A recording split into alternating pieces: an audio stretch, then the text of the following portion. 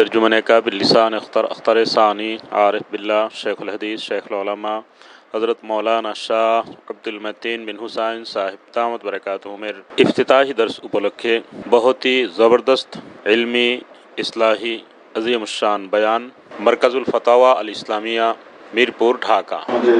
অত্যন্ত সৌভাগ্য যে শ্রেষ্ঠ আলেমে দ্বীন এবং আমাদের পীর মুর্শিদ হাজারো আলেম এবং উস্তাদুল আসাতিজা তাদের শেখ রমিয়ে জামান আরিফ বিল্লাহ হযরতুল আল্লামা হযরত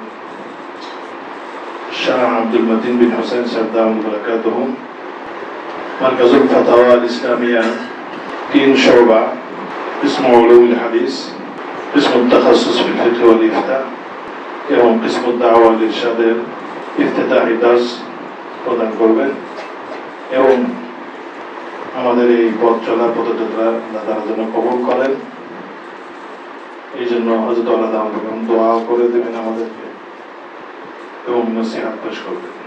আল্লাহ তাআলা হযরতের সিহাতের ভিতরে অনেক বেশি বরকত দান করেন, সিহাত আফিয়াতের সাথে হযরতের দীর্ঘ হায়াত আল্লাহ তাআলা দান করেন।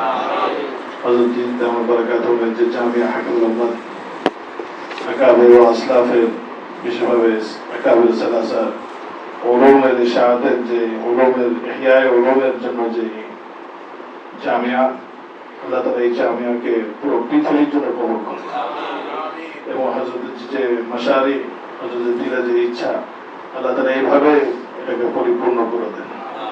আল্লাহ তাআলা হযরতের হায়াতে অনেক বেশি বরকত দান করেন।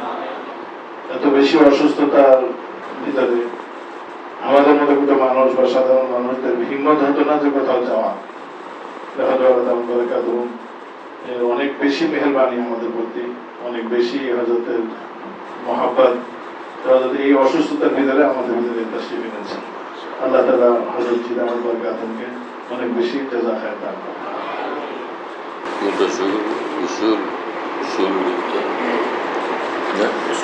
متخصص في الفقه والإفتاء افتتاح درس أصول الإفتاء وآدابه থেকে পড়ছি। بسم الله الرحمن الرحيم. المقدمة. الحمد لله رب العالمين والصلاة والسلام على سيدنا خاتم النبيين وعلى آله وصحبه أجمعين وعلى كل من تبعهم بإحسان إلى يوم الدين. أما بعد، فكنت أثناء تدريسي طلبة التخصص في الإفتاء في جامعة دار العلوم كرتشي أمليت عليهم مذكرة لخصت فيها شرح عقود رسم المفتي لابن عابدين رحمه الله تعالى، وأضفت إليها بعض الفوائد في معرفة حقيقة الفتوى وتاريخها وشروطها وآدابها من كتب مختلفة. ولم يزل الطلاب يتناقلون هذه المذكرة فيما بينهم لتعينهم في مهامهم، وقد طلب مني كثير منهم أن تتبع هذه المذكرة حتى يكفوا مؤونة النقل والتصوير، ولكني كنت لا أريد أن تتبع هذه المذكرة قبل أن أعيد فيها النظر وأستأنفها في صورة تأليف مستقل. فمضت على ذلك سنون لاستحام أشغالي وتتابع أسفاري، ثم أتاح لي الله سبحانه فرصة لإعادة النظر فيها، فراجعت كثيرا من الكتب طالبا للعلم ودارسا للموضوعات الشائكة التي كنت بنفسي أحتاج إلى تنقيحها وضبطها، فحذفت من تلك المذكرة أشياء وتعرضت لكثير من المباحث التي لها صلة قوية بالموضوع، واجتهدت ما في وسعي أن أنقح المسائل التي تحتاج إلى تنقيح بدراسة وافية، ثم عرضت نتائج دراستي في هذا الكتاب حتى يكون تأليفا جامعا يفي بمقاصده ويعين أمثالي من طلبة العلم في أداء مهمتهم. وقد حان والحمد كله لله تبارك وتعالى أن أنشره في صورة هذا الكتاب الذي هو بين أيديكم، وأشكر الله سبحانه على هذا التوفيق، وأسأله أن يقدر فيه النفع بقدرته ورحمته. بسم الله الرحمن الرحيم. اسم التخصص بالفقه والإفتاء افتتاح درس الدر المختلف كتاب থেকে সবক পাঠ করছি। بسم الله الرحمن الرحيم. حمدا لك يا من شرحت صدورنا بأنواع الهداية السابقة، ونورت بصائرنا بتنوير الأبصار لاحقا، وأفرزت علينا من أشعة شريعتك المطهرة بحرا رائقا، وأغدقت لدينا من بحار منحك الموفرة نهرا فائقا، وأتممت نعمتك علينا حيث يسرت ابتداء تبييض هذا الشرح المختصر تجاه وجه منبع الشريعة والدرر وضجيعيه الجليلين أبي بكر وعمر بعد الإذن منه صلى الله عليه وسلم، وعلى آله وصحبه الذين حازوا من منح فتح كشف فيض فضلك الواقي حقائقا. وبعد، فيقول فقير رحمة ذي اللطف الخفي محمد علاء الدين الحسكفي ابن الشيخ علي الإمام بجامع بني أمية ثم المفتي بدمشق المحمية الحنفي، لما بيضت الجزء الأول من خزائن الأسرار وبدائع الأفكار في شرح تنوير الأبصار وجامع البحار قدرته في 10 مجلدات كبار، فصرفت عنان العناية نحو الاختصار، وسميته بالدر المختار في شرح تنوير الأبصار، الذي فاق كتب هذا الفن في الضبط والتصحيح والاختصار. ولعمري لقد أضحت روضة هذا العلم به مفتحة الأزهار مسلسلة الأنهار، من عجائبه ثمرات التحقيق تختار، ومن غرائبه دقائق تدقيق تحير الأفكار، بشيخ شيخنا شيخ الإسلام محمد بن عبد الله التمرتاشي الحنفي الغزي عمدة المتأخرين الأخيار، فإني أرويه عن شيخنا الشيخ عبد النبي الخليلي عن المصنف عن ابن نجيم المصري بسنده إلى صاحب المذهب أبي حنيفة رحمه الله تعالى بسنده إلى النبي صلى الله عليه وسلم المصطفى المختار عن جبريل عن الله الواحد القهار، كما هو مبسوط في إجازاتنا بطرق عديدة عن المشايخ المتبحرين الكبار.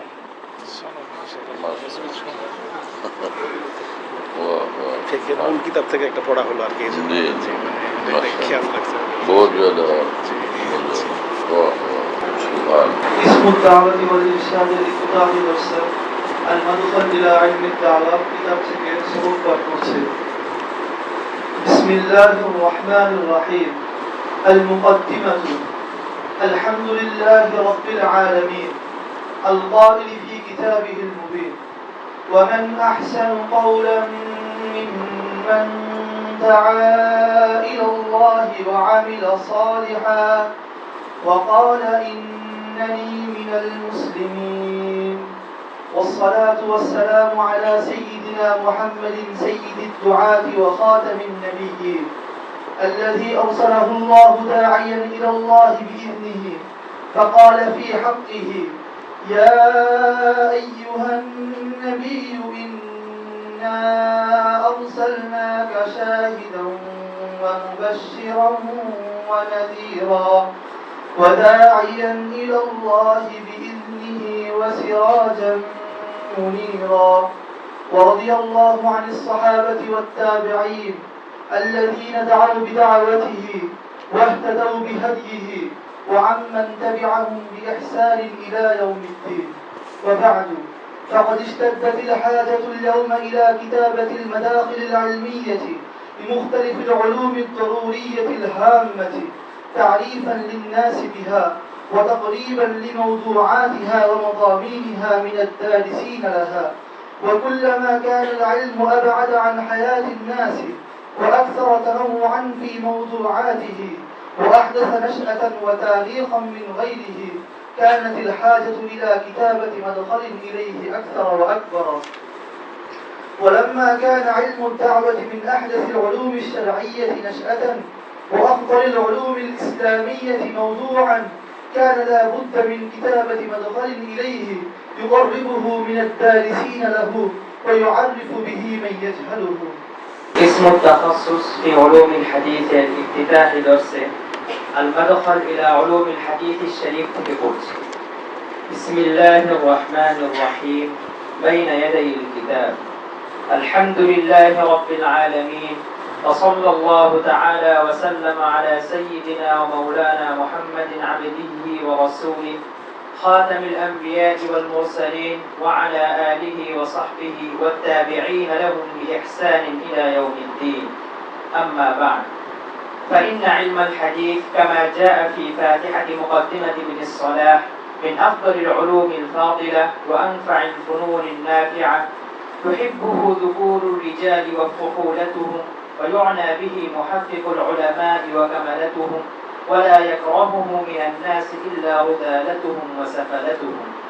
وهو من أكثر العلوم تولجا في فنونها، لا سيما الفقه الذي هو إنسان عيونها، ولذلك كثر غلط العاطلين منه من مصنف الفقهاء، وظهر الخلل في كلام المخلين به من العلماء. وعلى قدر أهمية هذا العلم والحاجة إليه كان اعتناء سلف هذه الأمة به ومعاناتهم فيه، فكان الأمر كما جاء في مقدمة ابن الصلاح أيضا: ولقد كان شأن الحديث فيما مضى عظيمة جموع طلبته، ورفيعة مقادير حفاظه وحملته، وكانت علومه بحياتهم حية، وأفنان فنونه ببقائهم غطة، ومغانيه بأهله آهلة. وكان الأمر أيضا كما قال الحافظ شمس الدين الذهبي في كتابه تذكرة الحفاظ في آخر الطبقة الثامنة، بعد أن ترجم ل130 حافظا من حفاظ هذه الطبقة: ولعلنا قد أهملنا طائفة من نظرائهم، فإن المجلس الواحد في هذا الوقت كان يجتمع فيه أزيد من 10,000 محبرة يكتبون الآثار النبوية ويعتنون بهذا الشأن، وبينهم نحو من 200 إمام قد برزوا وتأهلوا للفتيا. ثم تقاصرت الهمم وتناثرت الاتباع، إلى أن قل اعتناء طلبة العلم بهذا العلم الشريف، حتى وصل الأمر إلى ما عبر عنه الإمام ابن الصلاح في كلامه السابق ذكره بما يلي: فلم يزالوا أي المعتنون بعلم الحديث في انقراض، ولم يزل أي علم الحديث في اندراس، حتى آضت به الحال إلى أن صار أهله إنما هم شتمة قليلة العدد وضعيفة العدد، لا تعنى على الأغلب في تحمله بأكثر من سماعه غفلة، ولا تتعنى في تقييده بأكثر من كتابته عطلة، مطرحين علومه التي بها جل قدره، مباعدين معارفه التي بها فهم أمره. الحمد لله وكفى، سلام على عباده الذين اصطفى. أعوذ بالله من الشيطان الرجيم. بسم الله الرحمن الرحيم. إنما يخشى الله من عباده العلماء. صدق الله مولانا العظيم. وقال رسول الله صلى الله عليه وسلم: فقيه واحد أشد على الشيطان من 1000 عالم। আল্লাহ তাআলা আমাদেরকে মাফ করেন, জান্নাতুল ফিরদাউস আমাদের জন্য মঞ্জুর করেন। উলামায়ে রব্বানীন এবং আউলিয়া সিদ্দিকিন কামিলিনের মধ্যে আমাদেরকে শামিল করেন। বেলা ইস্তেকাক সিরফ নিজের ফজল করেন। কোরআনে পাকের এই আয়াত যে আল্লাহকে ভয় করে তো উলামায়ে দ্বীন, এর মুক্তাদা হলো খাশিয়ত ইলাহিয়া। ইলম আসে তো আল্লাহ পাকের খাশিয়ত পয়দা হয়, আল্লাহর ভয় পয়দা হয়। বোঝা গেল যে ইলমের সঙ্গে খাশিয়ত নেই সেটা ইলম না। হযরত মাওলানা মুফতি রফি উসমানী রাহমাহুল্লাহ তাআলা একবার বলতেছিলেন, আমাদের আকাবের দেওবন্দ, আমাদের উলামায়ে দেওবন্দের মধ্যে ইলম সেই জিনিসকেই বলা হয়। তাদের নিকট এলম এই অর্থেই পরিচিত যে যার সঙ্গে খাসিয়ত ইলাহিয়া আছে, আল্লাহর ভয় আছে, তো সেটা এলম। আল্লাহর ভয় নাই তো সেটা এলম না। জানাশোনা, পণ্ডিত হওয়া একটা বিষয়, একটা সাবজেক্ট সে জানবে। এলম তখন এলম হয় যখন খাসিয়ত ইলাহিয়া অন্তরে আসে। আর আল্লাহ খাসিয়ত এমন এক জিনিস, খাসিয়ত এবং খৌফের মধ্যে মূল পার্থক্য হলে যে খৌফ মুতলাক ভয়কে বলে, আর খাসিয়ত বলে ওই ভয়কে যেটা আজমত থেকে উচ্চারিত, আজমত থেকে উচ্চারিত হয়, আজমত থেকে উৎপন্ন হয়, পয়দা হয়, সেটাকে খাসিয়ত বলে। যদিও কোরআনে পাকের মধ্যে খৌফ কখনো খাসিয়তের মানাতেও ইস্তেমাল হয়েছে, তাই না? তো আসলে হলো এই যে খাসিয়ত ইলাহিয়া পয়দা হয়। আর এই ইলমের দ্বারা খাসিয়ত ইলাহিয়া তখন হয় যখন ইলম নূরওয়ালা হয় এবং ইলম রুসুখওয়ালা হয়। ইলম পোক্তা ইলম হয়, মজবুত ইলম হয়। হালকা ফুলকা ইলম, ভাষা ভাষা ইলম, তো এই ইলম এতটা খাসিয়ত পয়দা করতে পারে না, খাসিয়তের কামেলা পয়দা করতে পারে না। ইলম যখন রাসিখ হয় এবং নূরওয়ালা হয় তখন সেটা খাসিয়ত ইলাহিয়া পয়দা করে। কারণ ইলম যখন রাসিখ হয় তো সে তার সামনে হিজাবাত খতম হয়ে যায়, হিজাবাত মুরতাফি হয়ে যায়। হিজাবাত মুরতাফি হলে মাহবুবে পাকের যে মুতালাবাত সেটা অন্তরে বিলকুল সাফ হয়ে যায়, ওয়াজি হয়ে যায়, তাই না? তো তখন সে মজবুর হয় আল্লাহ পাকের ইতাআতের জন্য, আল্লাহকে ভয় করার জন্য। আর খাসিয়ত ইলাহিয়া পয়দা করে তো সে আল্লাহ পাককে নারাজ করার কাজ করবে না, এবং সে তখন হামেশা কায়েম থাকবে মরজিয়াত ইলাহিয়ার উপর। তো খাসিয়ত এটা দুটো জিনিসকে সামিল করে, যেগুলো আল্লাহ পাকের অপছন্দের জিনিস সেগুলো থেকে একদম মুক্ত থাকা, আর যেগুলো আল্লাহ পাকের মামুরাত, সে মামুরাতকে তরক করার হিম্মত তখন তার মধ্যে থাকে না। আজমত ইলাহিয়া তার মধ্যে মুস্তাজার থাকে, আল্লাহ পাকের সিফাত তার সামনে ওয়াজে থাকে, এবং আল্লাহ পাকের সিফাতের মুক্তাজা তার সামনে ওয়াজে থাকে, তাই না? এহসানাত ইলাহিয়া, আল্লাহ পাক খালিক, আল্লাহ তাআলা মালিক, আল্লাহ পাক মালিক, তাই না?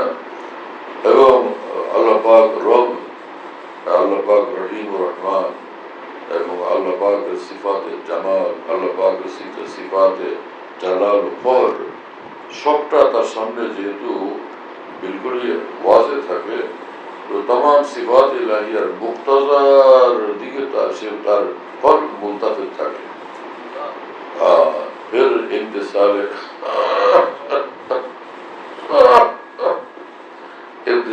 अवामिर উপর সে মজবুর হয়, আর ইজতিনাব আনিল মানাহি এর উপরও সে মজবুর হয় যে আল্লাহ খুশির যে কাজে আমি সেটাই করবে, বাইরে যাব না।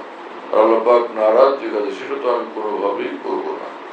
এই পুরোটাকে ইমতিসাল আওয়ামির এবং ইজতিনাব আনিল মানাহি, এটাকে এক লফজে তাকওয়া বলে, তাই না? বাস, যে কোরআনে পাক নাজিল হয়েছে এই জন্য যে বান্দা যাতে মুত্তাকি হয়। যালিকাল কিতাব লা রাইবা ফীহি হুদাল লিল মুত্তাকিন, এই কিতাব হিদায়াত এবং নূর মুত্তাকি বানানোর জন্য। কিতাব কিভাবে মুত্তাকি হবে সে রাস্তায় কিতাব বাতলাবে। তো ইলমের মাকসাদ হলো যে বান্দা তাকওয়াওয়ালা হয়, খাশিয়ত ইলাহিয়াওয়ালা হয়, মুত্তাকি হয়, রবওয়ালা হয়। ولكن كونوا ربانيين بما كنتم تعلمون الكتاب وبما كنتم تدرسون। তোমরা মুআল্লিমে কিতাবে সামাবি এবং তোমরা মুতাআল্লিমে কিতাবে সামাবি, আসমানি কিতাব তোমরা পড়ো এবং পড়াও। এজন্য আউয়ালান তোমাদের কর্তব্য তোমরা রবওয়ালা হও।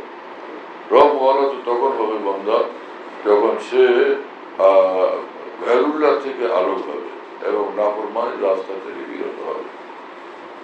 হযরত হাকিমুল মুজাদ্দিদ মিল্লাত মাওলানা শাহ আশরাফ আলী থানভী রাহমাতুল্লাহ বলতেন যে ভাই, কোরআন হাদিসের ইলমের গভীরে পৌঁছা চাই, আর কোরআন হাদিসের ইলমের গভীরে পৌঁছার জন্য জরুরি তিন জিনিস। এক হলো তাকওয়া, একটা হলো তাকওয়া, তাকওয়া যখন আসে আলাদ দাওয়াম সে মুত্তাকি থাকে, গুনাহ থেকে বাঁচে, কলব নূর বলা হয়। এবং কলবের সামনে কলবের জুলুমাত থেকে মুক্ত থাকে, অন্ধকার থাকে না, কুদুরত থাকে না, দিল পাক ও সাফ থাকে। তো আল্লাহ পাকের দ্বীনের মাহাসিন তার সামনে একদম রোশন থাকে, মাহাসিনের দ্বীন রোশন থাকে।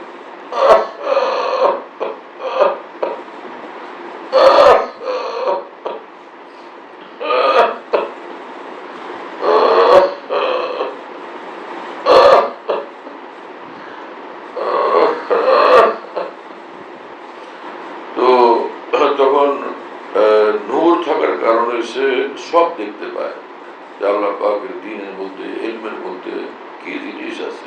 পর্দা খতম হয়ে যায়, বেপর্দা সে দেখতে পায়।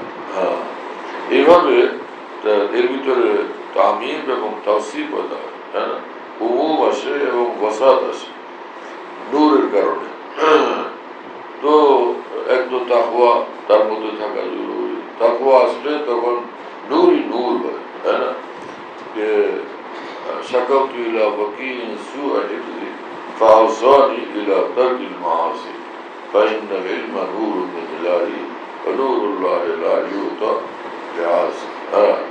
ইমাম ওয়াকিউল জাররাহ রাহিমাহুল্লাহ, ইমাম শাফি রহমার উস্তাদ, তার নিকটে বলছিলেন যে আমার মনে থাকে না, ভুলে যায়। বললেন যে সব গুনাহ থেকে আলোক থাকবা, দূরে থাকবা। ওনারা গুনাই বা কোথায় করতেন? তো তারপরও এই কোনো বেইলতেফাতি, বেতাওয়াজ্জুহি, বেখেয়ালি, মানে কামালে ইহতিমাম যাতে থাকে তাকওয়ার, সেটার জন্য ওসিয়ত করছেন। কামালে তাকওয়া, কামালে ইহতিমামে তাকওয়া, কামালে ইলতিজামে তাকওয়া থাকলে কামালে নূর পয়দা হবে।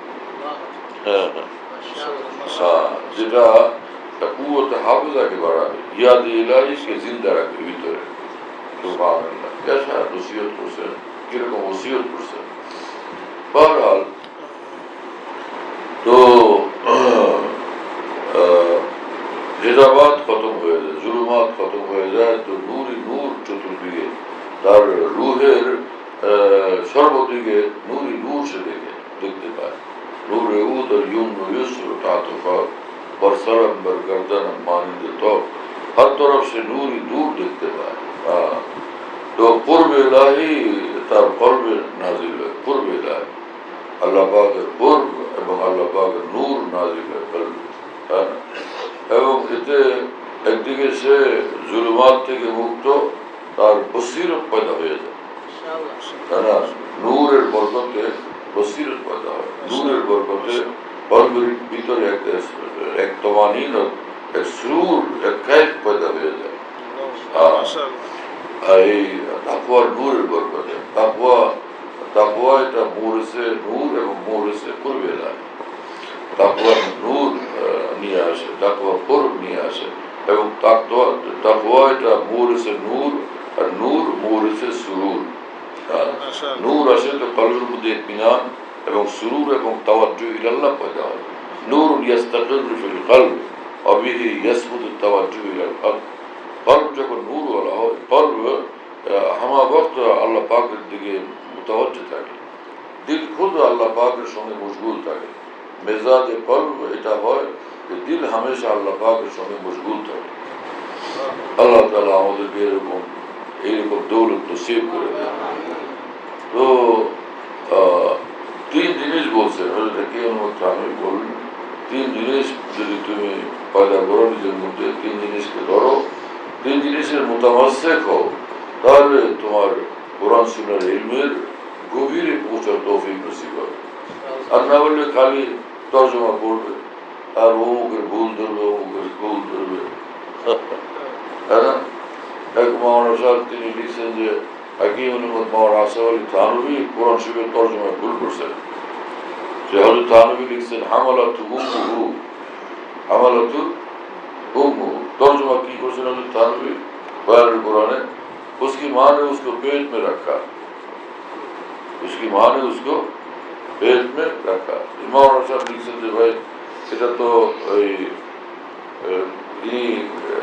সুরুচির নিচে নামছে, সুরুচির নিচে নামছে, মানে তাহজিব যেটা কোরআনের পাকের যে আলা তর্জমা হওয়া উচিত ছিল সেখানে নিচে নেমে মাওলানা মাওলানা থানভী তর্জমা করছেন। তো এটা এক আলেম, আমি তো এগুলি খোঁজখবর রাখি না, এক আলেম দিন আমাকে দেখালেন যে ভাই এসা মামলা, আমি বললাম ইন্না লিল্লাহি ওয়া ইন্না ইলাইহি রাজিউন। অথচ হলো থানভী লিখছেন এই কথা, কোরআন কারীমের তর্জমা করা যার তার কাজ না, খালি আরবি জানলে কাফি না, খালি জাহেরি আরবি জানার দ্বারা কাফি না কোরআন পাকের তর্জমা। থানভী লিখছেন উর্দু মুহাওয়ারাত জানাও কাফি না। মুহাওয়ারাতের কি অর্থ? যে কোন বিষয়কে, কোন মজমুনকে মানে আলা মেয়ারে প্রকাশ করা, একদম কামিল ভাবে তার মফহুমকে প্রকাশ করার সক্ষমতা নিয়ে যে ভাষা, সেটা হলো মুহাওয়ারা। এবং যেটা উর্দু ভাষীদের মধ্যে প্রচলিত নিয়ম কোন মজমুনকে তুলে ধরার জন্য, সেটা হলো মুহাওয়ারা। এই কথা বুঝলেন না? যে সাধারণত উর্দু ভাষীদের মধ্যে, উর্দু আদিবদের মধ্যে বা বাংলা ভাষীদের মধ্যে বা ইংরেজি ভাষীদের মধ্যে যেই ভাষা কোনো একটা বিষয়কে যেভাবে বলাটা এখানের সাহিত্যিকদের স্বাভাবিক নিয়ম, এটা হলো মুহাওয়ারা। থানভী বলেন যে কোরআনে পাকের তর্জমার জন্য খালি নিজের ভাষা বা যে ভাষায় তর্জমা করবে সেই ভাষার মুহাওয়ারা জানা যথেষ্ট না। কেন? কোরআনে পাক হচ্ছে সমস্ত বাদশার কালাম, আর শাহী কালাম যেটা বাদশার কথা বুঝার জন্য, বাদশার কথা ব্যক্ত করার জন্য বাদশার মেজাজ, তবিয়ত, চরিত্র, তার উচ্চতা, তার পরিবেশ, তার মাহৌল সবটা জানতে পারে। তো শাহী আন্দাজে তর্জমা করতে হবে। থানভী বলেন যে যেহেতু রব্বুল আলামিন মালিকুল মুলুক, সমস্ত বাদশাহ, এজন্য কোরআনে পাকের তর্জমা তখন তর্জমা হবে যখন এটা শাহী আন্দাজে তর্জমা করা হবে, শাহী শান রক্ষা করে তর্জমা করা হবে। কথা বুঝুন না? সেই হাকিমুল উম্মত মাওলানা আশরাফ আলী থানভী রহমতুল্লাহ আলাইহির কোরআনে পাকের তর্জমার মধ্যে মাওলানা সাহেব লিখছেন যে এটা উনি সুরুচি থেকে নিচে নেমে তর্জমা করছেন। এটা চিন্তা করা যায়? কথা বুঝতেছেন আপনারা? নম্বর 2, হাকিমুল উম্মত থানভী পরিষ্কার লিখছেন, আমি বয়ানুল কোরআনের যে তর্জমা এবং তাফসীর লিখছি, যতক্ষণ পর্যন্ত রব্বুল আলামিন আমার কলবে ইলহাম না করছেন ততক্ষণ পর্যন্ত আমি কলম ধরে নিয়েছি। শুনতেছেন আপনারা?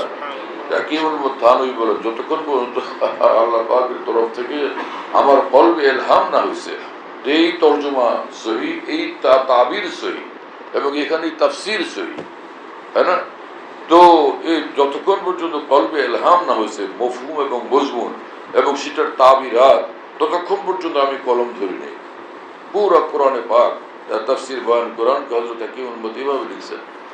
তো এবং হাদিসে পাকে রাসূলুল্লাহ সাল্লাল্লাহু আলাইহি ওয়াসাল্লাম বলছেন, আল্লাহ পাক যাদের দ্বারা দ্বীনের কাজ দিতে চান, আল্লাহ পাক যাদেরকে বড় দৌলত দিতে চান, তাদেরকে আল্লাহ পাক ইলমে দ্বীনের গভীরে পৌঁছার তৌফিক দেন এবং ইলমে দ্বীনের মধ্যে তাদেরকে আল্লাহ পাক ব্যাপকতা দান করেন এবং গভীরতা দান করেন এবং রুসুখ দান করেন, পুখতগি দান করেন, যেটাকে এক লফজে বলা হয় কোরআন সুন্নাহর ভাষায় ফিকহ, তাফাক্কু বা হিকমত। কথা বুঝলেন না? ইউতিল হিকমত মান ইয়াশা ওয়া মা ইউতিল হিকমা ফাকাদ উতিয়া খায়রান কাসীরা। হিকমত লফজের মধ্যে মজবুতির মানা মওজুদ আছে। কথা বুঝলেন না? তো রাসূল আকরাম সাল্লাল্লাহু আলাইহি ওয়াসাল্লাম বলছেন, মান ইউরিদিল্লাহু বিহি খায়রান ইউফাক্কিহু ফিদ-দ্বীন। আউয়াল তো তাফাক্কু ফিদ-দ্বীন আল্লাহ তাকে দান করেন, দ্বীনের গভীর সমঝ, ওয়া ইউলহিমহু রুশদাহু, এবং তার সারা জীবন ইউলহিমহু, যে একটা তাফাক্কু ফিদ-দ্বীন যখন পয়দা হয়, দ্বীনের গভীর বুঝ, এটা সকালে আছে সন্ধ্যায় নেই, আজকে আছে কালকে নেই, এরকম হবে। তাফাক্কু ফিদ-দ্বীন আল্লাহ যাকে দিবেন এটা একটা সিফাতে দায়মা, তার মধ্যে এই সিফত হামেশা কায়েম থাকবে। তিনি সার্বক্ষণিক ফকিহ ফিদ-দ্বীন। কি ঠিক আছে না? কিছুক্ষণ বুঝুন না, এমনটা হবে না। একটা বুঝবেন আর একটা বুঝবেন। ইফাক্কুর অর্থ এই হাদিসে বলছেন রাসূল সাল্লাল্লাহু আলাইহি ওয়াসাল্লাম যে আল্লাহ পাক তাকে তাফাক্কু ফিদ-দ্বীন দেন, দ্বীনের গভীর বুঝ দেন। তার মানে কোনোটা বুঝবে কোনোটা বুঝবে না, কিছু বুঝবে কিছু না বুঝা থাকবে, এই অর্থ। ইফাক্কুর মানে কামিল সমঝ দান করেন তাকে কামিল সমঝ দান করেন। হ্যাঁ, এবং এর এরপরে আরো বলছেন রাসূলুল্লাহ সাল্লাল্লাহু আলাইহি ওয়াসাল্লাম ওয়ায়ুলহিমহু রুশদাহু, অর্থাৎ রুশদুন মানে কোনো কাজের যে সই বুঝ সেটা যাতে তার মধ্যে আসে, এই কাজটা কিভাবে করলে এটা মুকাম্মল হবে, এই পুরোটার বুঝ এবং তরিক মালুম হওয়াকে রুশদুন বলে। এই কথা বুঝেন নাই? তবে ওয়ায়ুলহিমহু রুশদাহু অর্থ তাহলে কি হলো, যে সমগ্র জীবনে আল্লাহ পাকের মর্জিয়াত মোতাবেক চলা এবং বলার বিষয়ে আল্লাহ পাক তার অন্তরে ইলহাম করতে থাকেন, এলকা করতে থাকেন, ঢালতে থাকেন। হাকিমুল উম্মতকে সারা বিশ্বের উলামায়ে দ্বীন সেকাতের মধ্যে মনে করেন নাকি জোয়াফার মধ্যে মনে করেন?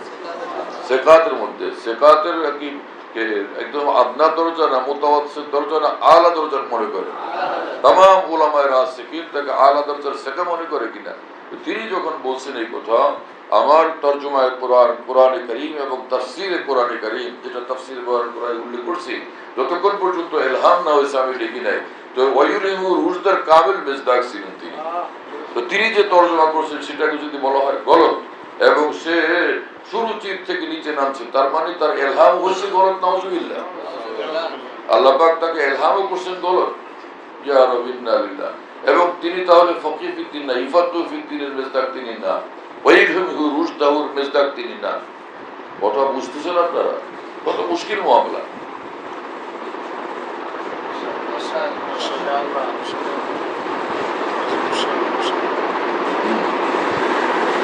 আমার কথা কি আমি আপনাদেরকে বুঝাইতে পারতেছি এবং আপনারা বুঝতেই বা পারতেছেন কিনা? হ্যাঁ, উলামায়ে দ্বীন যারা হয় তাদের তো সমাজের হালাত সম্পর্কে ওয়াকিফ থাকা, বিশেষভাবে মুফতিদের, ফকিহদের ওয়াকিফ থাকা জরুরি। তো তাহলে হাকিমুল উম্মত থানভীর তরজমা যদি ভুল হয়, তো যিনি এই কথা বলতেছেন তিনি কি হাকিমুল উম্মত থানভীর বরাবর আলেমে দ্বীন? হ্যাঁ, আমার মতো তার মতো এরকম কয় লক্ষ আলেমকে একত্রিত করলে হাকিমুল উম্মতের বরাবর হওয়া সম্ভব, হ্যাঁ না? এইরকম বড় মানুষের কথার উপরে এরকম কলম ধরা কত বড় মারাত্মক বিষয় হয়ে দাঁড়াইছে। যে আল্লামা আনোয়ার শাহ কাশ্মীর রহমতুল্লাহ আলাইহি কখনো উর্দু কিতাব দেখতেন না, জানেন কিনা আপনারা? আমি জানি না। উর্দু কিতাব তিনি তার জীবনে কখনো পড়তেন না, কখনো দেখতেন না। যে এবং তিনি মনে করতেন যে উর্দুতে কোনো এলেম নাই, উর্দুতে এলেম বলতে কি আছে, কিছুই নেই, এটা মনে করতেন। একবার কোরআনে পাকের এক জায়গা কোনোভাবে তার হল হচ্ছিল না, কোনোভাবে এটা তার কাছে ক্লিয়ার না, পরিষ্কার হচ্ছে না, এটা বুঝতেই পারতেছেন না তিনি কোরআনে পাকের এক আয়াতের বিষয়টা। কথা বুঝতেছেন? পরে তিনি বড় পেরেশান হলেন যে কোনো তাফসির দিকে এটা হল করতে পারলাম না। আরবি তাফাসির এগুলো তো দেখতেন, উর্দু তো দেখেন না। পরে তিনি ভাবলেন যে মাওলানা আশরাফ আলী থানভী সাহেব তাফসির বয়ান করে লিখছেন, সেখানে দেখি কি লিখছেন বিষয়টা। ওই আয়াতে পাকের এই বিষয়টা হাকিমুল উম্মতের তাফসির বয়ান করার দিকে একদম পুরো হল হয়ে গেছে। তো আল্লামা আনোয়ার শাহ কাশ্মীরি তখন বললেন, এতদিন পর্যন্ত আমি এটাই জানতাম যে উর্দু ভাষায় এলেম নেই, কিন্তু আজকে আমি জানলাম যে উর্দু ভাষাতে এলেম আছে। এরপর থেকে মাওলানা হযরত আল্লামা আনোয়ার শাহ কাশ্মীরি এই সিদ্ধান্ত পরিবর্তন করছেন যে না, এখন আমি উর্দু ভাষায় বড় বড় উলামায়ে দ্বীন মুতাবাহিরিনের যে কিতাবাদি তাসনিফাত আমি এগুলো মুতালা করব, এগুলোর মধ্যে এলেম আছে। আমি আজকে বুঝতে পারছি। তো আল্লামা আনোয়ার শাহ কাশ্মীরির মতো মানুষ তাফসীর বয়ান কোরআন থেকে এতটা মুতাআসসির হয়েছেন, আর সেই কিতাবের আল্লামা আনোয়ার শাহ কাশ্মীরি যেটা তাহসিন এবং মদা করতেছেন, মদসানা করতেছেন, সেটার ব্যাপারে এই আলেম লিখতেছেন যে ভাই ওনার তর্জমা এটা সে তাহজিব এবং সুরুচির থেকে নিচে নেমে তর্জমা করছেন তিনি। কেন এটা পেট শব্দ কেন লিখছেন? হ্যাঁ, পেট শব্দ কেন লিখছেন? পেট মে রাখা, পেটে রাখা এটা তো সুরুচির নিচে। কি কথা বুঝেন নাই? আমি এটা দেখে পেরেশান হয়ে গেছি যে ইন্না লিল্লাহি ওয়া ইন্না ইলাইহি রাজিউন, এটা কিরকম কথা? এটা হাকিমুল উম্মতের তর্জমা ভুল রে ভাই।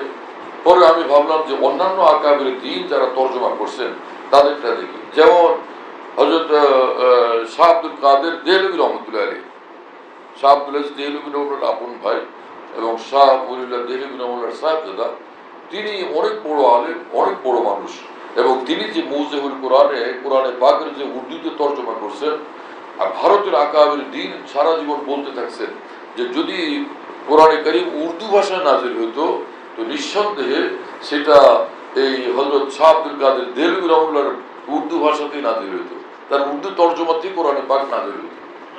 এই কথা বুঝেন না? ভারতের উলামায়ে দ্বীন আকাবির দ্বীনের মধ্যে এই কথা মশহুর ছিল। তো আর সে হযরত বড় বড় উলামায়ে দ্বীন পরে এক সময় শাইখুল হিন্দ রহমাতুল্লাহকে ধরছেন।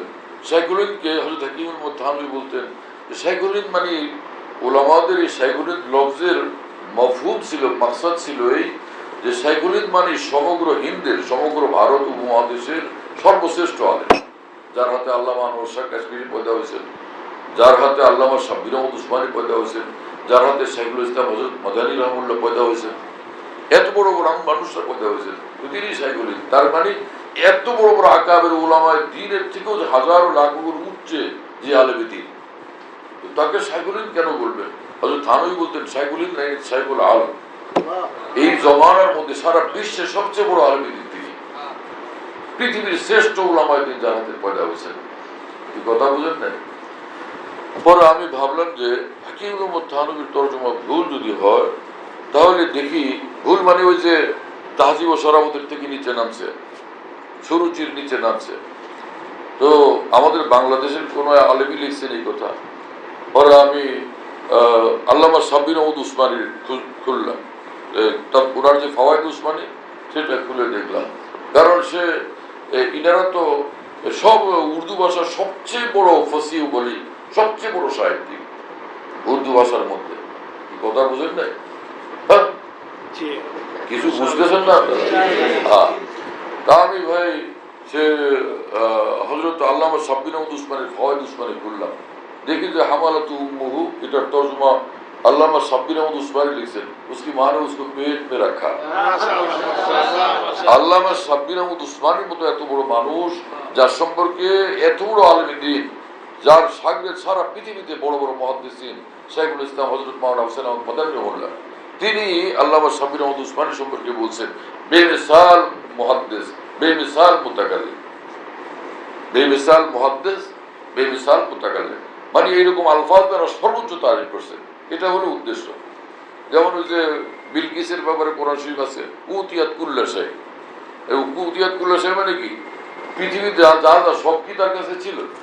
এই কুল্লা শাই হলো মানে তার কাছে যে বিশাল বড় দৌলত, এটার মুবালাগার সাথে তারিফ করা। এই কথা বুঝেন নাই? মুবালাগার সাথে তাবির করা।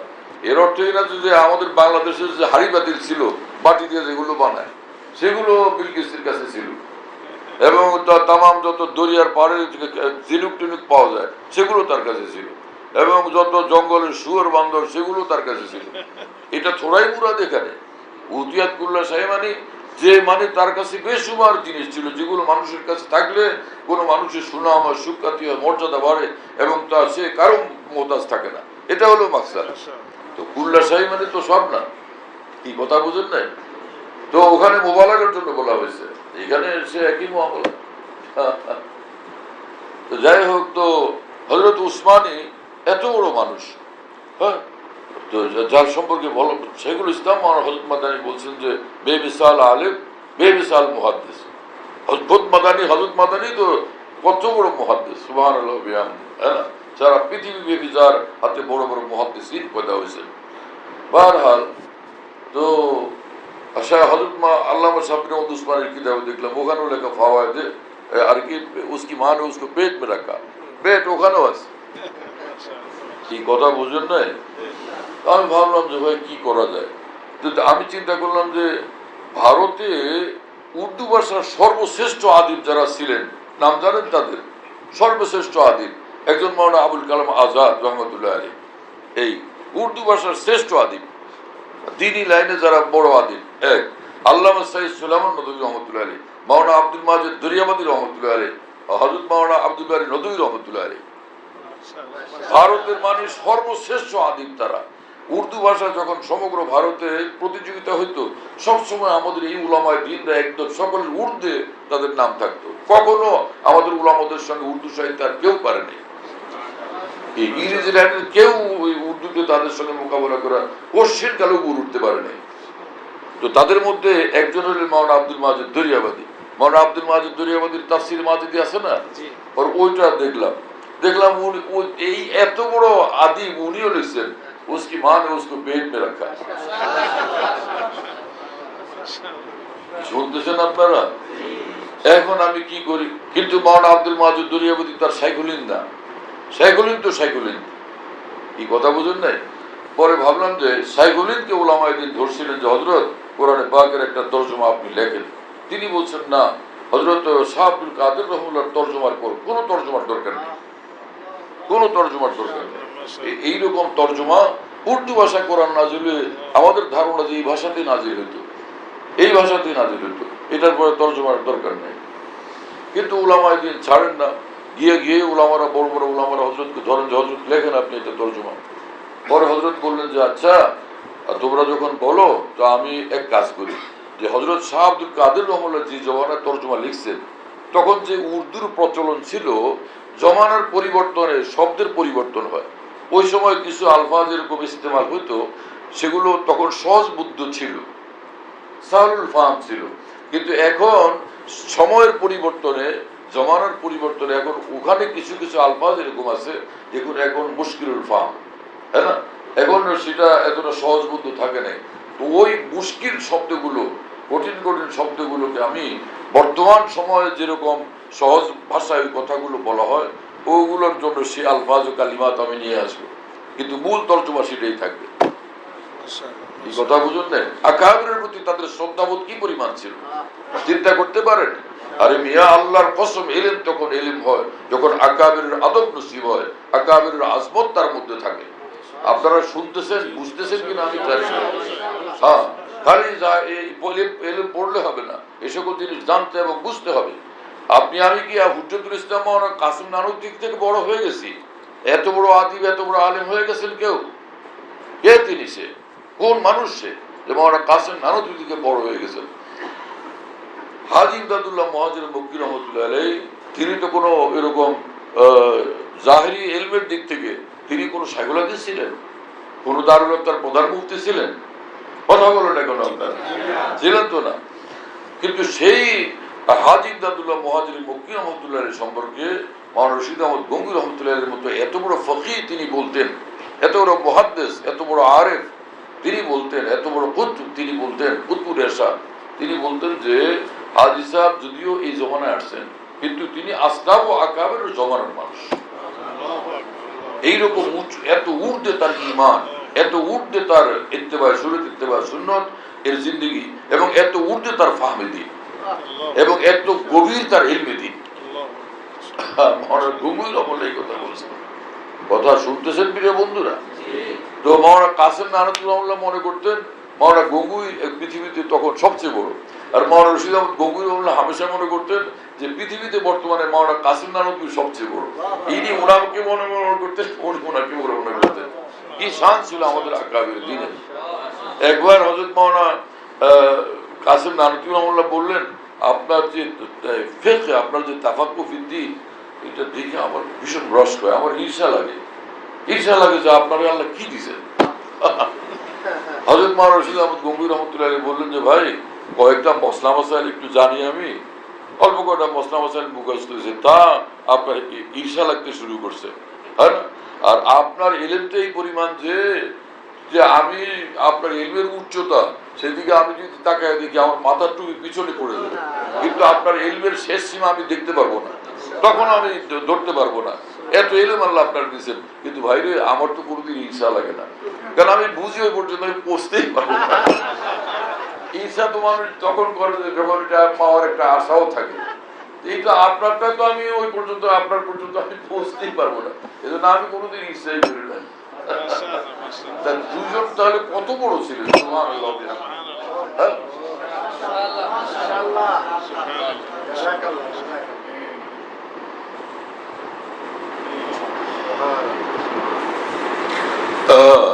আমার কথা খেয়াল করে শুনেন, এগুলো বেজরুরত তো বলতেছি না আমি, আলহামদুলিল্লাহ, হ্যাঁ না? তো যারা সেই হুজ্জতুল ইসলাম মাওলানা কাসিম নানুতুল্লাহ রহমতুল্লাহ আলাইহিকে হাজী ইমদাদুল্লাহ মুহাজির মক্কি রহমতুল্লাহ আলাইহি তার একটা তাসনিফ মুসাওয়াদা এটা দিয়েছেন। যে মৌলভী কাসেম তুমি এটা একটু দেখে দাও। কি কথা বুঝেন না? দেখে দাও, কোথাও কোনো দিনই কিতাব তো, কোথাও কোনো কিছু থাকলে ভুল টুল এটা একটু তাসি করে দিও। হযরত মাওলানা কাসেম নানুতুল্লাহ আযাওয়াল তাকে দেখছেন যে সব জায়গা আলহামদুলিল্লাহ ঠিক আছে। হাজী সাহেবের এলিম ছিল আজীব গুলি, আল্লাহ এমন ফাহমে দিন তাকে দান করছেন। শুনতেছেন প্রিয় বন্ধুরা, যে পৃথিবীর সর্বশ্রেষ্ঠ আলেম মাওলানা কাসেম নানুতুল্লাহ, মাওলানা রশিদ আহমদ গঙ্গুহি রাহমাহুল্লাহ তাআলা, তারা দুজনে গিয়ে হাজী সাহেবের কাছে নত হয়ে বায়াত হয়েছেন এবং দুজন হাজী সাহেবের প্রশংসা করতে থাকতেন। মাওলানা রশিদ আহমদ গঙ্গুহি কিন্তু আপনারা অনেক বড় মনে করেন, তাই না? আমাদের সকলের নজরে তিনি অনেক বড় না। হযরত গঙ্গুহি বলতেন, হাজী সাহেব আপনি ফন কে ইমাম थे, मुजतहिद थे, मुजद्दिद थे। हाजी साहब अपने फन के इमाम थे, मुजतहिद थे, मुजद्दिद थे। মাওলানা গঙ্গুহির আলফাজ, কত বড় মানুষ হাজী সাহেব। সে হাজী সাহেব একটা তসনিফ করছেন, কিতাব লিখছেন, সেটা মাওলানা কাসেম নানুতুল্লাহকে দিয়েছেন, তুমি একটু দেখে দাও, তাসি করে দাও। হযরত নানুতুল্লাহ দেখলেন পুরো কিতাব ঠিক আছে, একটা জায়গায় একটা লফজ, এই লফজটা না হয়ে আরেকটা লফজ হওয়ার দরকার ছিল। কি কথা বুঝেন নাই? এখন ওইটাকে উনি কাইটা পাশে লিখে দিলেই তো হয়, তাই না? দিচ্ছেন তো ওনার এই জন্য। কিন্তু হযরত মাওলানা কাসেম নানুতুল্লাহ চিন্তা করলেন, শায়খের ভুল ধরবো, যে শায়খেরটা শুদ্ধ না আমারটা শুদ্ধ, এটা তো বেয়াদবি। কি কথা বুঝেন নাই? তিনি ওই শব্দটার উপরে কাঠ পেন্সিল দিয়ে গোল চিহ্ন দিচ্ছেন, দিয়ে পাশের টিকার হাসিয়াতে সাইডের টিকার মধ্যে লিখছেন যে ইয়ে লফজ, যে খেয়াল করেন, ইয়ে লফজ মুঝকো সমঝ মে নেই আয়া। হযরত এই শব্দটা আমি বুঝি নাই, মানে যে আমি বুঝি নাই, আমার কমি, আমার ত্রুটি, আমার অপরাধ, আমার অক্ষমতা, সেটা আপনার সামনে প্রকাশ করলাম। হাজী সাহেবকে উর্দু রাখছেন আর গলতি ভুল নিজেরটা বলছেন যে আমি বুঝি নাই। এই হচ্ছে আদব, এই হচ্ছে এলেম। এই জিনিসকে এলেম বলে, এই জিনিসকে আদব বলে। এইরকম এলেম যার মধ্যে আসে তাকে আলেমের দ্বীন বলে। কথা বুঝতেছেন প্রিয় বন্ধুরা? কোনোভাবেই তিনি এই কথা লিখতে পারলেন না যে এটা কাইটা ঠিক করে দিবেন। হাজী সাহেব রহমানের কাছে পাঠাইছেন, হাজী সাহেব দেখলে বুঝতে পারবেন যে এই লফজটা বেখেয়ালে একটা জায়গায় আরেকটা হয়ে গেছে, তিনি এটা ঠিক করে দিবেন। কিন্তু তিনি বলছেন যে এই শব্দটা আমি বুঝি নাই, এতটা আদব করছেন। কথা বুঝতেছেন প্রিয় বন্ধুরা? ভারত উপমহাদেশের উলামায়ে দ্বীনের কাছে এই বিষয়টা প্রসিদ্ধ, এতটা আদব ছিল তাদের মধ্যে। বাদব বানসিব আর বেআদব বেনসিব হয়। আদব মানুষকে উঠতে উঠায় আর বেআদবি মানুষকে নিচে নামায়। আদবওয়ালা মোতাবার হয় এবং আদবওয়ালা বরকতওয়ালা হয়, নূরওয়ালা হয়। মাওলানা জালালউদ্দিন রুমি রাহমাহুল্লাহ বলছেন, আজ খোদা জোয়ে তৌফিকে আদব, বেআদব মাহরুম মান্দাজ ফজলে রব। আল্লাহ আপনার কাছে আদবের তৌফিক চাই, কারণ বেআদব সে আপনার রহমত থেকে বঞ্চিত হয়। কথা বুঝতেছেন প্রিয় বন্ধুরা? তো আমি দেখলাম যে হযরত শাইখুল রহমাতুল্লাহ, ইনি তো সবচেয়ে বড় আলেম। হযরত হাকিমুল উম্মতের নজরে সারা পৃথিবীর শ্রেষ্ঠ আলেম। হযরত হাকিমুল উম্মত থানভী তো মুহাদ্দিস ছিলেন, ফকিহ ছিলেন, মুজাদ্দিদে কামিল ছিলেন, এত বড় উলুমের হামিল ছিলেন। এবং ইসলামের উলুম যতগুলো আছে সবগুলো হার সুবাতে হাকিমুল উম্মতের তাসনিফাত মওজুদ আছে। কোনো একটা নয় যেটার উপর হাকিমুল উম্মতের তাসনিফাত নাই। পৃথিবীতে এরকম আলেম তো পাওয়া মুশকিল, এতটা আল্লাহ তাআলা তার দ্বারা কাজ দিয়েছেন। তো আমি ভাবলাম যে তাহলে শাইখুল রহমাতুল্লাহর তরজমা দেখি, তিনি কি লিখছেন। আল্লামা সাব্বির আহমদ উসমানী ওই হযরত শাইখুল রহমাতুল্লাহর তরজমায় উল্লেখ করছেন। কি কথা বুঝেন না? তো মুস্তাকিল তরজমা তিনি উল্লেখ করেন নাই। তো শাইখুল তরজমা হযরত শাইখুল রহমাতুল্লাহ লিখছেন, হামালাত উম্মু মানে उसकी मां ने उसको पेट में रखा। मौलाना अब्दुल माजिद दरियाबादी তিনিও লিখছেন, उसकी मां ने उसको पेट में रखा। উর্দুতে লিখছেন। উর্দু ভাষা সম্পর্কে বাঙালিরা বেশি জানেন না, উর্দু ভাষীরা বেশি জানেন। তাদের ভুল ধরতেছেন আপনি, তার মানে আপনি উর্দুর বড় মাহের নাকি? হ্যাঁ, উর্দুর বড় আদিম কিনা আপনি? তাহলে তাদের ভুল ধরতে যান কিসের জন্য? কোন দিনই স্বার্থের জন্য, কোন ইসলাম চিন্তা করার জন্য, কোন ইলমে দ্বীনের খেদমতের জন্য, কোন আখিরাতের কামাই করার জন্য, আখিরাতের কোন কামিয়াবি অর্জনের জন্য আপনি এসব ভুল ধরতে গেছেন? আকাবের দ্বীনের সামনে কলম ধরার কারণটা কি আপনার? কি কথা বুঝতেছেন প্রিয় বন্ধুরা? আচ্ছা, তিনিও এই কাজ করছেন।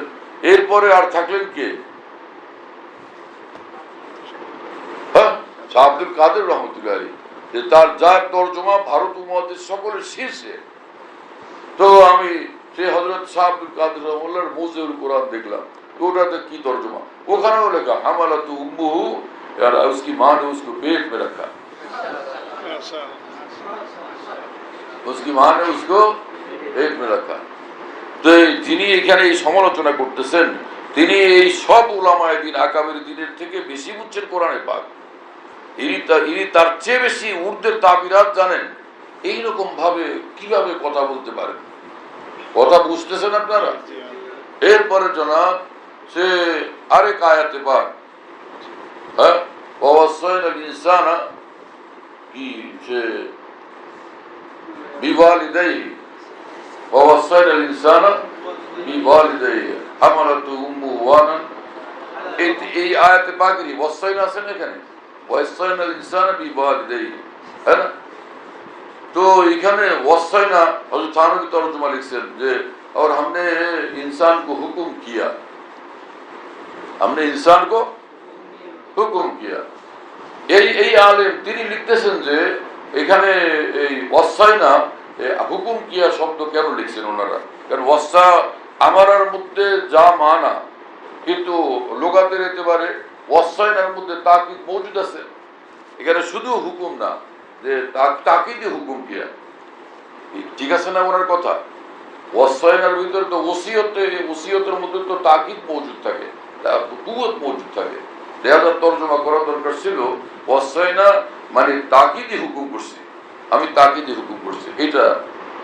তা আমি ভাবলাম যে এমনি ওয়াসাইনার শব্দের অর্থের দিক থেকে কথাটা তো অশুদ্ধ নয়, সঠিক কথা ওনার। কিন্তু হযরত হাকিমুল উম্মত থানভীর মতো মানুষ কোরআনে পাকের ওয়াসাইনার তর্জমা আমার নার জায়গায় আর কি ওয়াসাইনার জায়গায় আমার নার অর্থ কেন করলেন? কি আমার কথা আপনারা বুঝতে পারেন না উলামায়ে কেরাম? ভাবলাম যে এটার কোনো সূত্র থাকবে, কারণ থাকবে। কারণ এই আকাবেরদের ইলমের উপর আমাদের 100% ইতিমাদ আছে আলহামদুলিল্লাহ। ওনারা মুস্তানাদ, সমস্ত উম্মতের আকাবের দ্বীন উলামায়ে দ্বীন রাসিকিন ফিল ইলমের নিকট ওনারা মুস্তানাদ, ওনারা হুজ্জত। তো আমি দেখলাম যে দেখি অন্যরা কি তর্জমা করছেন। দেখলাম যে হযরত মুফতি শফি সাহেব রহমাতুল্লাহ তর্জমা করছেন और हमने इंसान को हुक्म किया। এলো মুফতি শফি সাহেবের মতো ফকির তর্জমা, কি কথা বুঝতেছেন? তারপরে দেখলাম যে আল্লামা সাব্বির আহমদ উসমানী কি তর্জমা করছেন, ওখানে দেখলাম और हमने इंसान को हुक्म किया, हुक्म किया। কি কথা বুঝে আসছে? এইবার ভাবলাম যে শাইখুল রহমান কি তর্জমা করছেন। শাইখুল রহমান তর্জমা করছেন हमने इंसान को हुक्म किया। কি আমার কথা বুঝতেছেন আপনারা? একই তর্জমা না, हमने इंसान को हुक्म किया, উনি শাইখুল রহমানের তর্জমা করছেন। এখন ভাবলাম যে এত বড় আদিব মাওলানা আব্দুল মাজিদ দরিয়াবাদী কি তর্জমা করছেন, দেখলাম উনিও লিখছেন और हमने इंसान को हुक्म किया, উনিও তর্জমা করছেন। এরপরে থাকলেন কে? শাহ আব্দুল কাদের রহমাতুল্লাহ, ওখানে উনি লিখছেন যে और हमने इंसान को हुक्म किया। ওই যে উনি যে আলাদাভাবে এই যে গবেষক বাইর করছেন এটা যে ওয়াসাইনার যে অর্থ, সেই অর্থ তো এখানে আদায় হয় নাই তর্জমার মধ্যে। কথা বুঝেন নাই যে আমাদের আকাবের দ্বীনের এটা উসুল কোরআনে পাকের তর্জমার ক্ষেত্রে যে আসলাফি উম্মত যে তর্জমা করছেন সেটার রিয়ায়াত রাখা, সেটার সাথে সাথে চলা। কথা বুঝতেছেন আপনারা না বুঝেন না কিছু? হ্যাঁ, তো সে আকাবের দ্বীনের তর্জের উপরে কথা বলা, কোরআনে পাক হাদিসে পাক সম্পর্কে, এর বাইরে না যাওয়া।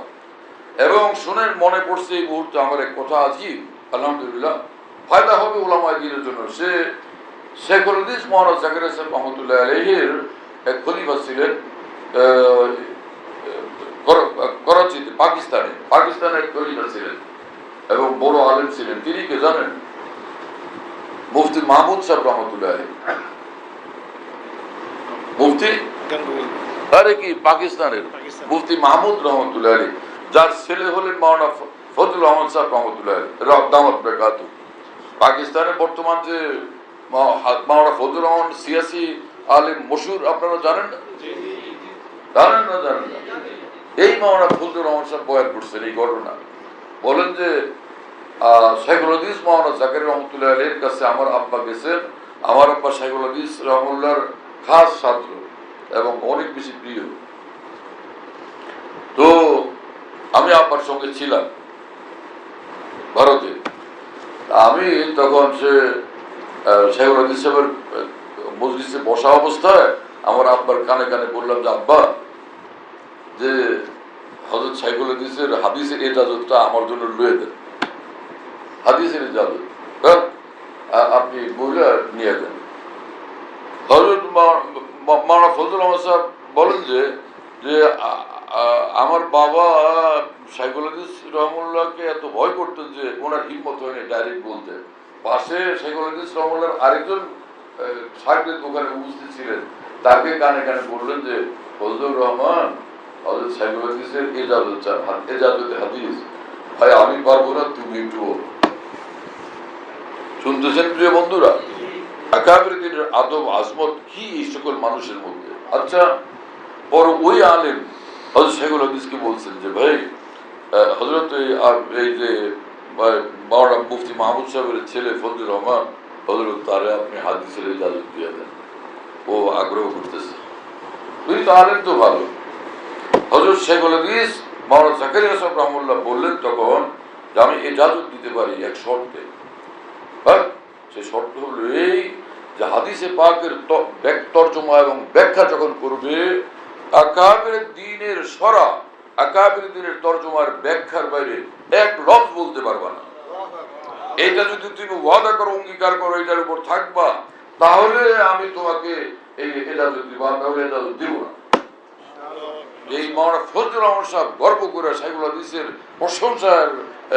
প্রশংসা করতে গিয়া এই কথা বলছেন যে এই সকল ওলামায়ে দ্বীন আকাবির দ্বীনের এত বেশি আজমত আদব ওয়ালা ছিলেন। কথা শুনতেছেন আপনারা?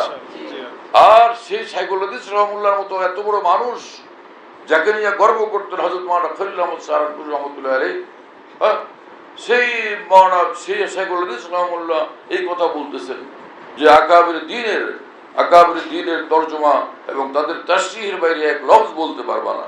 আর সেখানে আকাবির দ্বীনের তর্জমার উপরে এরকম সমালোচনা করতে থাকা, এটা কিভাবে সঠিক হইতে পারে? আমার কথা আপনারা বুঝতেছেন কি বুঝতেছেন না? হ্যাঁ,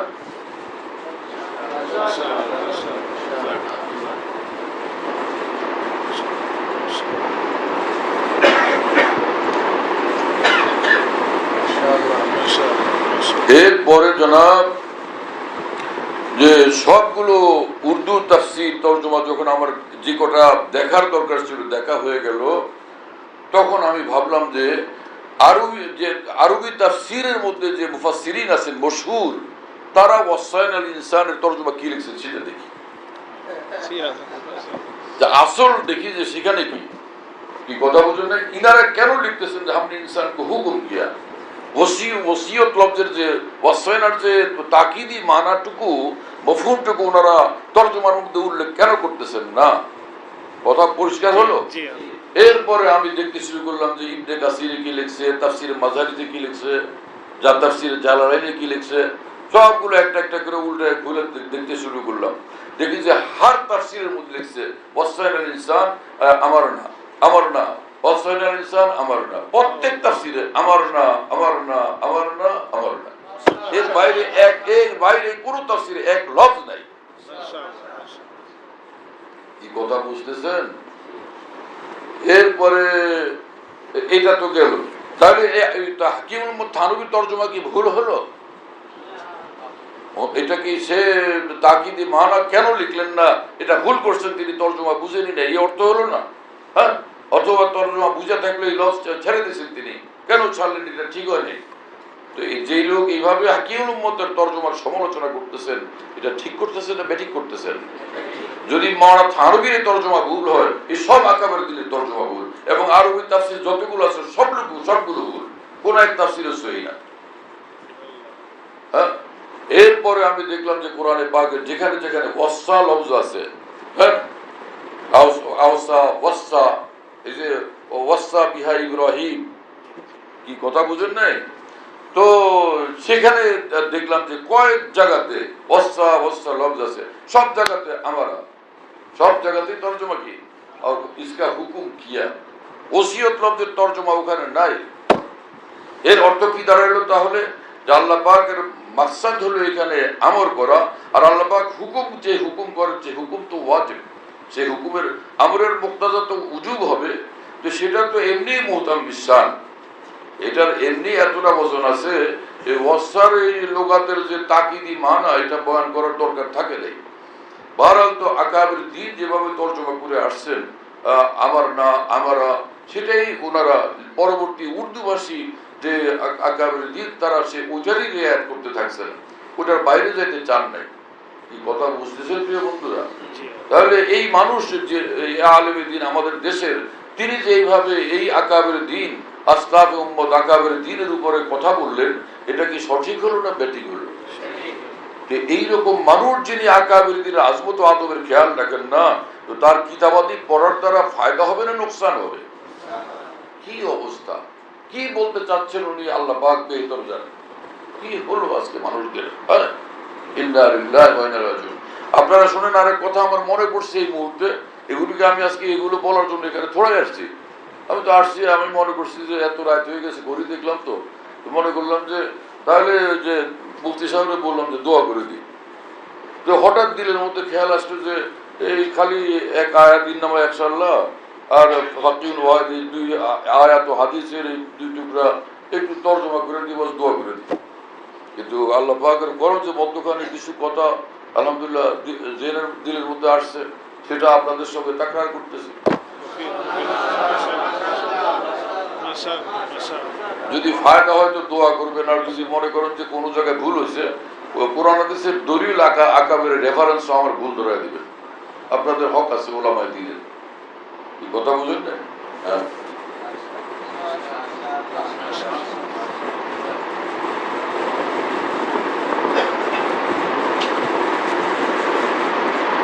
সেটা তো গেল হ্যাঁ যে কথা বলতেছিলাম সেটা হলো যে হাকিমুল উম্মত মাওলানা আশরাফ আলী থানভী রহমাতুল্লাহ আলাইহি যেহেতু মুজাদ্দিদ ছিলেন যেখানে যেখানে দ্বীনের নামে দ্বীনের খেলাফ কিছু পাইতেন যেখানে যার মধ্যে পাইতেন হযরত সেটার ইসলাহ করতেন ইসলাহি একদম নিতেন ইসলাহি পদক্ষেপ নিতেন যে ভাই এটা দ্বীনি কাজ না এটা সহিহ কথা বুঝেন না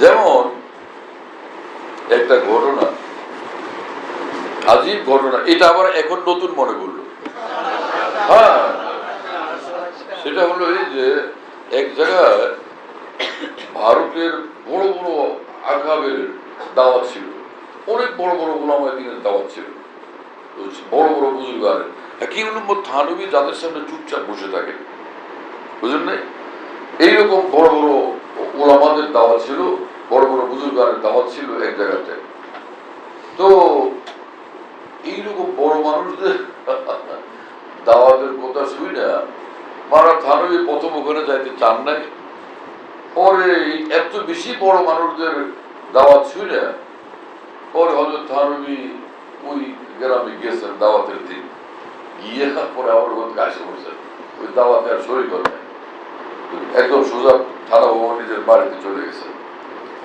এই কিছু হাসিদিন থাকে হিংসুক লোক থাকে না সব জমানাতে তাই না সারুর নাসে মান আশা ইয়াওমান গায়রা মাসুদি ইমাম আজম আবু হানিফা রাদিয়াল্লাহু আনহুর জীবনের মধ্যে পড়ছিলাম এই শের ওর এক পেশরা দুই ইয়াদ আছে তাই না যে হযরত ইমাম আজম রাহমাতুল্লাহ বলতেন যে এরা সবাই আমার হিংসা করে এবং ওই জমানার বড় বড়রা হিংসা করতো হযরত ইমাম আজম মাশহুর ছিল যে ইমাম আজম মাহসুদুল আকাবের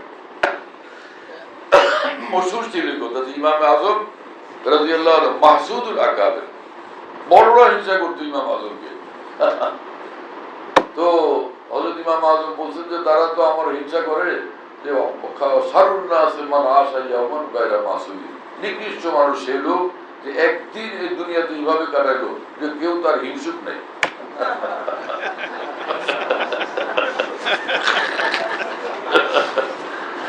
কথা তো হযরত হাকিমুল উম্মত মাওলানা আশরাফ আলী থানভীর জমানাতে অনেক হিংসুক ছিল মৌলবীদের মধ্যে অনেক ছিল তো এক লোক গিয়া ওই যে বড় বুজুর্গ করে ওখানে একত্র হয়েছেন দাওয়াতে, বলে যে এই যে মাওলানা আশরাফুল ইসলামের অবস্থা দেখেন, আপনারা এখানে দাওয়াতে আসছেন, আর উনি এই এলাকার আইসা পরে এখান থেকে সোজা চলে গেছে এই দাওয়াত, এটাকে উনি জায়েজ মনে করে না, এটাকে ওনার কাছে ঠিক না, আপনাদের কাছে ঠিক আছে, ওনার কাছে ঠিক না। ওই বড় বড় ওলামায়ে দ্বীন শুনে বললেন যে ব্যাপার কি, উনি গেলেন কেন দাওয়াতে আইসা আবার ফেরত চলে গেছেন, কাছে এসে চলে গেলেন, বিষয়টা কি? ওনাদের একটু পেরেশানি লাগছে, এটা কাজটা কেমন করলো, উনি তো বড় আলেম মানুষ নিঃসন্দেহে, কিন্তু এই কাজটা কি করলেন, এটা তাহলে আমরা কি ভুল করলাম নাকি? এই হলো ওনাদের কথা। আমরা কি তাহলে ভুল করলাম দাওয়াতকে, আমরা কি গুনাহ করলাম? হ্যাঁ, ওনাকে আমরা জিজ্ঞেস করি, একজনকে জিজ্ঞেস করা চাই যে ভাই ব্যাপার কি, বুঝায় বল।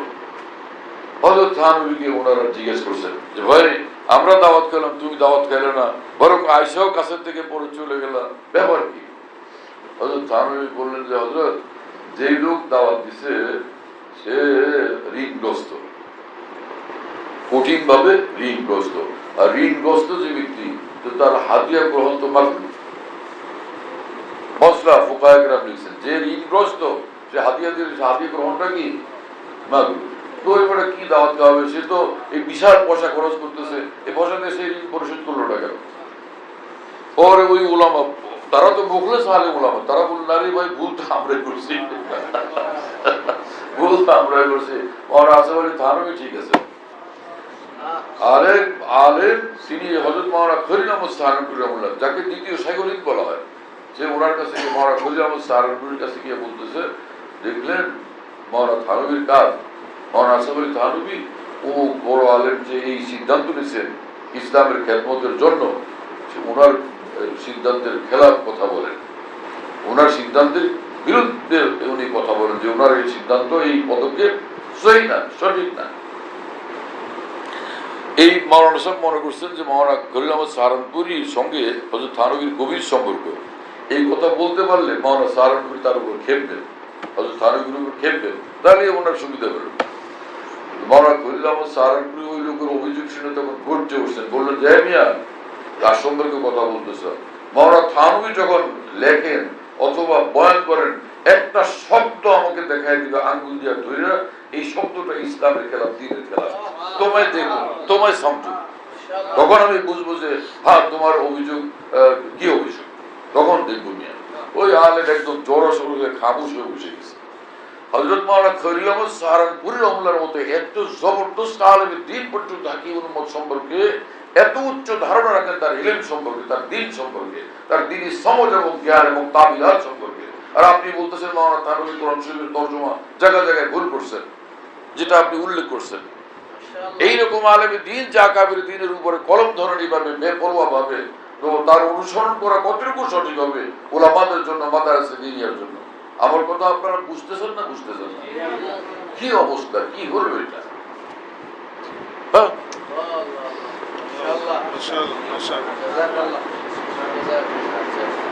আমি তো বলতেছিলাম এই কথা যে ভাই তিন জিনিস থাকলে তখন সে কোরআন সুন্নাহর গভীরে তার যাওয়া সম্ভব, হ্যাঁ না? এক জিনিস হলো তাকওয়া, এটাই তো বলতেছিলাম না? আর যাই হোক, দ্বিতীয় জিনিস কি? দ্বিতীয় জিনিস হলো সোহবতে আহলুল্লাহ, কোন কামেলের সোহবত, কোন কামেল আল্লাহ ওয়ালার সোহবত। কেন? যে আল্লাহ পাকের ইসমে হাদি, আল্লাহ হিদায়ত দেনে ওয়ালা, আল্লাহ পাকের এবং আল্লাহ পাক দ্বীনের রাস্তা বাতলানে ওয়ালা, আল্লাহ পাকের ইসমে হাদির তাজাল্লি যার উপরে হয়, যে দুই ভাবে হয়। ইসমে হাদির তাজাল্লি, আল্লাহ পাক হিদায়ত দেনে ওয়ালা, আল্লাহর এই হাদি নামের তাজাল্লি কার উপরে হয়? এই পর্যায়ে যে তিনি আল্লাহর নবী হয়ে যান। কি কথা বুঝেন নাই?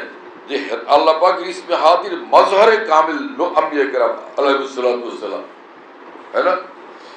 আর আল্লাহ পাক উম্মতের মধ্যে যাদের তারা দ্বীনের কাজ বড় উচ্চ মানের দিতে চান, আল্লাহ পাকের ইসমে হাদির তাজাল্লি তাদের উপরে হয়, তাই না? তো আল্লাহ পাক তাদের দ্বারা দ্বীনের বড় বড় কাজ নেন।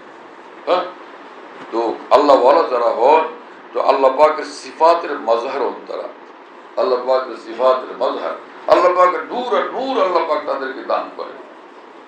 তো কোন, আর এটা কোরআন সুন্নাহর এটা মিজাজ, তা কোরআন ওই কথা বলে, হাদিসে পাক ওই কথা বলে যে তুমি কামিল দ্বীনি জিন্দিগি বানানোর জন্য কামিল দ্বীনি জিন্দিগি বলা কামিল দ্বীনের সমঝ বলার সঙ্গে তুমি সম্পর্ক রাখো এবং তাকে অনুসরণ করো। ইত্তাকুল্লাহ মানে কামিল দ্বীনের উপর চলো। কুনু মা সাদিকিন, তাহলে কি ইত্তাকুল্লাহ? তো মানে গুনাহ, আল্লাহকে ডরো, আল্লাহকে ভয় করো। ভয় করলে তো সবটা হইল, গুনাহ করা যাবে না, আল্লাহর হুকুমের বাইরেও যাওয়া যাবে না, এটা হলে তো পুরো দিন হয়ে গেল। এর অকুনু মা সাদিকিন কি? আল্লাহ পাক হুকুম করেন যে তুমি নিজে কামিল দ্বীনের উপর চলবে, আর সঙ্গে যারা কামিল তাকে ফলো করবে, তাকে অনুসরণ করবে। কথা বুঝেন না? তাহলে তাকে বলছেন যে কুনু মা সাদিকিনের তর্জমা এক ওয়াজের মধ্যে করছেন, বয়ান কোরআনে এই তর্জমা নাই। কুনু মা সাদিকিন और सच्चों के साथ रहकर আল্লাহ পাকের কামিল বান্দাদের সঙ্গে জিন্দেগি গুজারো, তাদের সঙ্গে জিন্দেগি কাটাও। হ্যাঁ, তো সুবত আল্লাহ হাদিস শরীফ আছে আল মারউ আলা দীনে খলিল ফালয়ানজুর আহাদুকুম মান ইউখালিল আল মারউ মা মান আহাব্বা। যাই হোক, তো দুই জিনিস হলো না।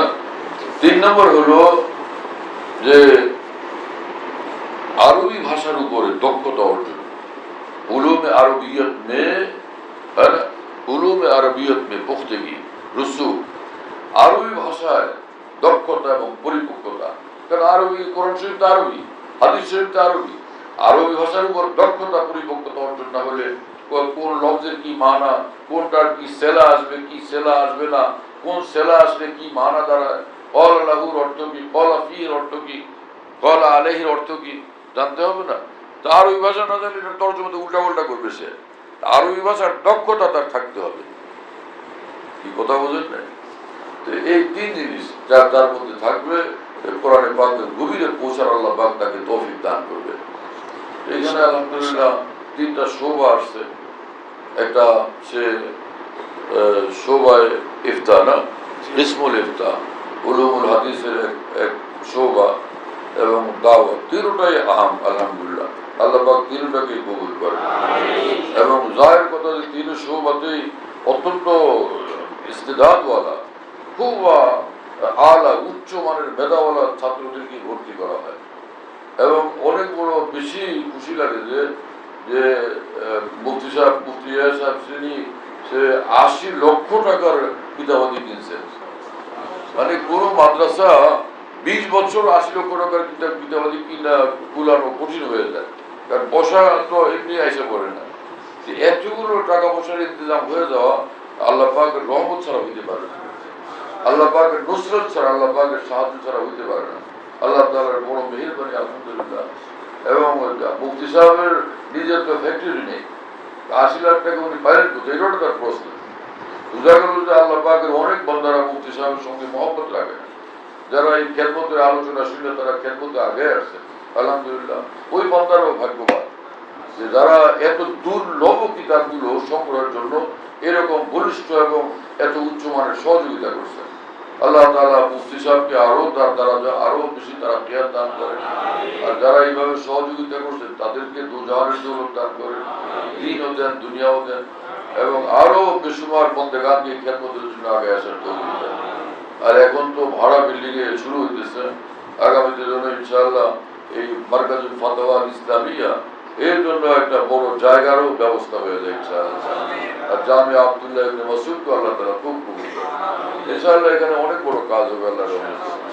বড় কাজ হওয়ার জন্য বড় ইলম দরকার, এবং সেই আকাবির দ্বীনের শ্রদ্ধা, ভক্তি, আদব দরকার, আজমত দরকার, মহব্বত দরকার। যে আকাবির দ্বীনের সঙ্গে গুস্তাখি করে, বেয়াদবি করে, এরকম কোন মানুষের দ্বারা দ্বীনের খেদমত হয় না, এলমে দ্বীনের খেদমত হয় না। জাকিউল মুতাহারি বলতেন, কোন মানুষ যে উস্তাদের বা আকাবির দ্বীনের সঙ্গে বেয়াদবি করছে, এরকম কারো দ্বারা আল্লাহর দ্বীনের কোনো খেদমত হয়নি, এলমে দ্বীনের কোনো খেদমত হয়নি। কথা বুঝতেছেন? এমনি জাহেরি কিছু লেখা, বলা, রটা তো অনেকেই পারে। গুমরা লোকেরা করছে না করি, হ্যাঁ, গুমরা যারা শিয়াদের মধ্যে লোক, তারাও তো বই পুস্তক লিখে ভরাই রয়েছে। আমাদের ভারত উপমহাদেশে যে সকল গুমরা মৌলবীরা ছিলেন, তো তারাও তো বই পুস্তক কিতাবের লিখে ভরাই ফেলছে। তো সেটার দ্বারা কি দিনের খেদমত হয়েছে? দিনের খেদমত হয়েছে না দিনের ক্ষতি হয়েছে? হ্যাঁ, খালি কেউ মাদ্রাসা কায়েম করলেই আর কিছু লিখলেই যে দিনের খেদমত হয়ে যায় তা না, এরা তো দিনের ক্ষতি করে গেছে।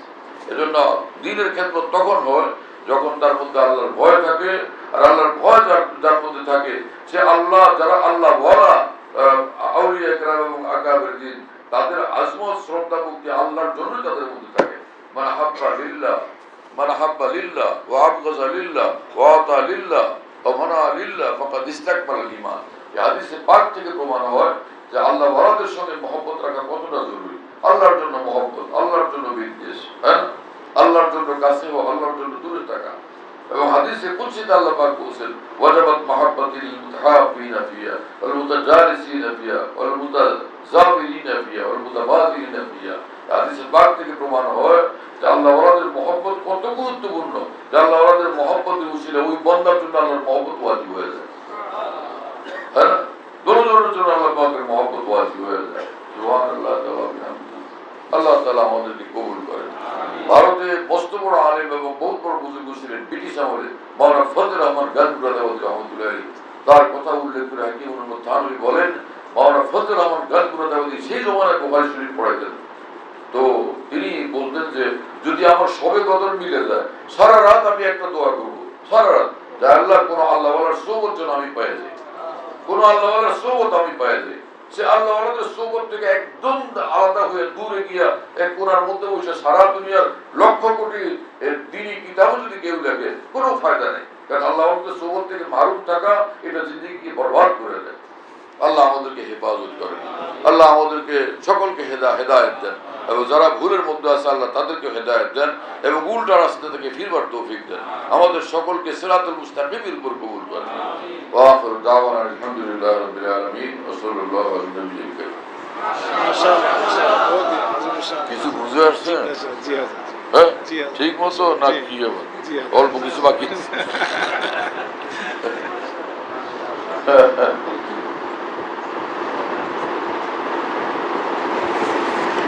আজকে তো অনেক কথা বলা হয়ে গেছে, দেখো কি মামলা।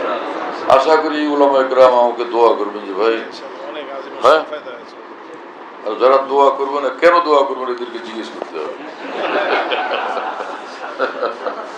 দোয়া করবে না কি কারণে এটা বুঝে যাবো।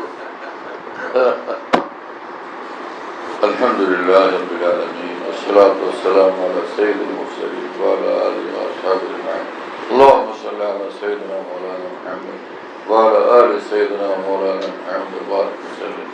اللهم اغفر لنا وارحمنا، اللهم عافنا واعف عنا، اللهم كن لنا واجعلنا لك، اللهم كن خير لكل مسلم ومسلمة، اللهم اجعلنا هداة مهتدين غير ضالين ولا مضلين، اللهم اهدنا الصراط المستقيم صراط الذين أنعمت عليهم غير المغضوب عليهم ولا الضالين।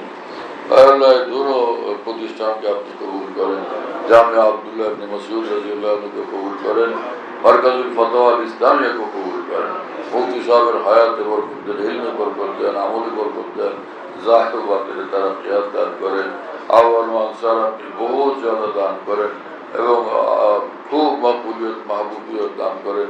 আমাদের সকলকে আপনার মকবুলিয়ত মাহবুবিয়ত আপনি নিজ করেন, নসিব করেন।